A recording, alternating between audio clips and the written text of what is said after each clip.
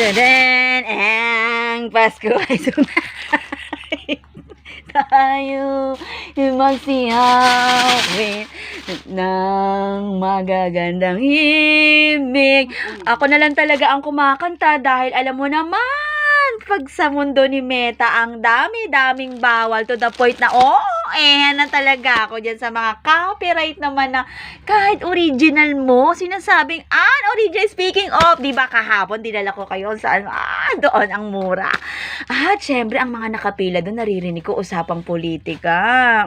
Syempre, pag usapang politika, alam nyo na, barangay election is coming to town. At bukod sa barangay election, alam nyo, ito ang pinakamagandang mga lalagyan. Kapag kataon-taon, ginagawa ko yan dahil nagdidispatcha tayo ng mga bagay-bagay na hindi na natin kailangan. Mahalaga po, no, na nagdidispatcha kayo dahil mapapakinabangan pa po ng ibang kaluluwa. At lagi naman yun ang layunin ng Madam UK na kaya ako pala bili.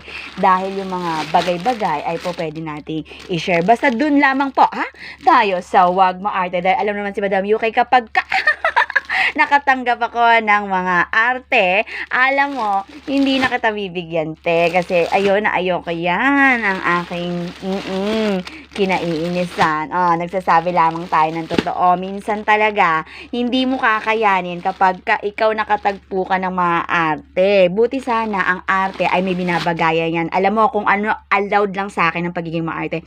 Kapag totoong may pera. Pag mayaman, okay lang sa akin ang maarte kasi talagang likas sa kanila. Sila lang ang binibigyan ko ng hindi na naman humingang nanay ko. Nakita ko ng lisensya para mag-inarte. Ping!